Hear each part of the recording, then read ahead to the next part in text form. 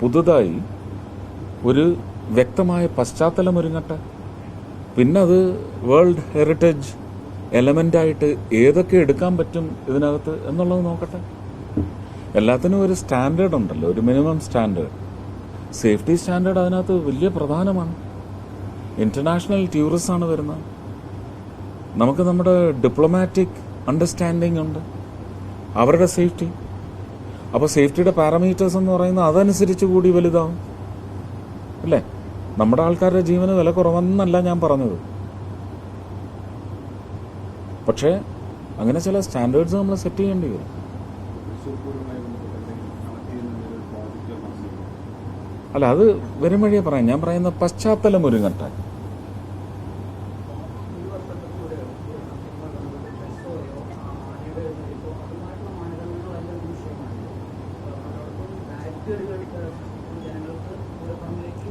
പക്ഷെ നമ്മൾ പരിഹാരം കാണുമ്പോൾ വിഷയം ഉണ്ടായതിന് പ്രതിവിധി അല്ല നമ്മൾ നോക്കുന്നത്.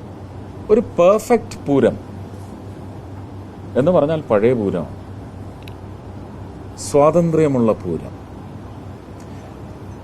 ഇതിന്റെ ആസ്വാദകർക്ക്, ഇതിന്റെ പ്രേമികൾക്ക് അനുവദനീയമായ സ്വാതന്ത്ര്യമുള്ള, അപകടരഹിതമായ സ്വാതന്ത്ര്യമുള്ള ഒരു പൂരം, അതിന്റെ പുനഃസ്ഥാപനം എന്ന് തന്നെ വിചാരിച്ചോളൂ. പക്ഷെ അത് നവസ്ഥാപനമായിരിക്കും.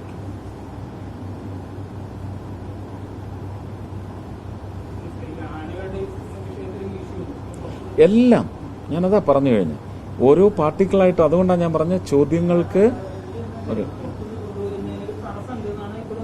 പറഞ്ഞു അതിനൊരു ജിയോയുടെ ആവശ്യമുള്ളൂ. അത് MLA ആയിട്ട് സംസാരിച്ചിട്ടുണ്ട്.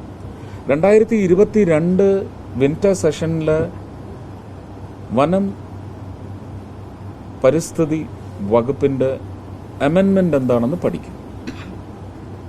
ആ അമെൻമെന്റ് ആര് തടഞ്ഞു എന്നും പഠിക്കും. അതെന്തിനു വേണ്ടി, ആർക്കൊക്കെ വേണ്ടി തടഞ്ഞു എന്നും പരിശോധിക്കും.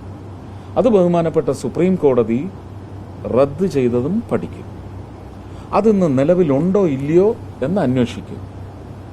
അതിനി നടപ്പിലാക്കേണ്ടത് സ്റ്റേറ്റ് സബ്ജക്റ്റ് കൂടിയായതുകൊണ്ട് അതിനകത്ത് പല എലമെന്റ്സും കൺകറന്റ് ലിസ്റ്റിലും ഉള്ളതാണ്. അതുകൊണ്ട് അതിനൊരു ജിയോ ആരിറക്കണം, ഏതൊക്കെ സംസ്ഥാനങ്ങൾ ഇറക്കി. ഒറ്റ കാര്യം മനസ്സിലാക്കിയാൽ മതി, അസമിൽ ഇത് അവർ തുടങ്ങിക്കഴിഞ്ഞു. ബീഹാറിൽ തുടങ്ങാൻ പോകുന്നു പഴയ സോൻപൂർ മേള. ഇത് കൂടുതൽ ഞാൻ പറയാൻ പാടില്ല.